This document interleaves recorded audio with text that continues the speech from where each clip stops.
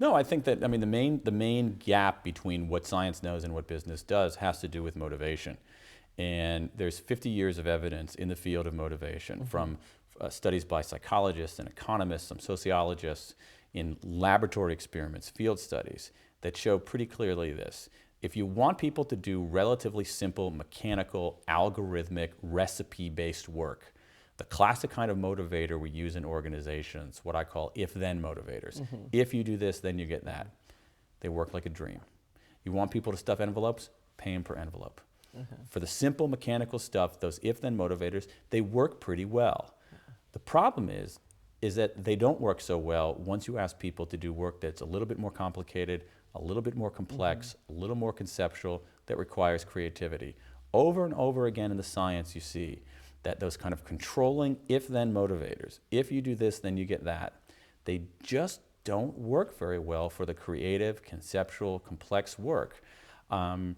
Sometimes they even do harm. And the problem is that most of us in the workplace are doing that non-rudimentary, non-routine, more complicated kind of work. And again, it's this mismatch. We're using the wrong motivational technique for what people are actually doing. And what's frustrating is that I don't think there's a great enough awareness of that. So when we see some of these carrot and stick motivators demonstrably fail before our eyes, when we see them fail before our very eyes, our response isn't to say, man, those carrot and stick motivators failed again, let's try something different.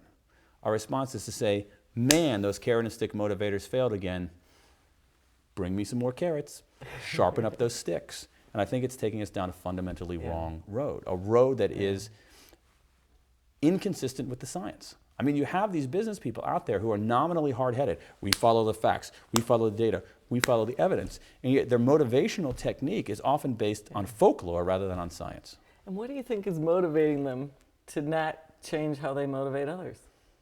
I think it's a few things. Number one is that inertia. This is how we've always done things.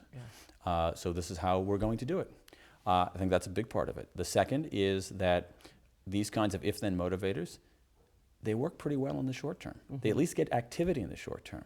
So if I have a team and I say to my team of 5, hey, whoever comes up with an awesome new idea gets 10 grand, they're going to work. They're going to scurry around. My prediction is that they're not going to come up with anything that great because they're focused on the money, not on the work.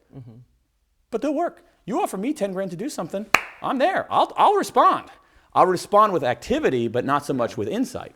So I think, and that's a big, you know, you can tell I'm from the Midwest because I'm going to use a basketball analogy. That's a head fake.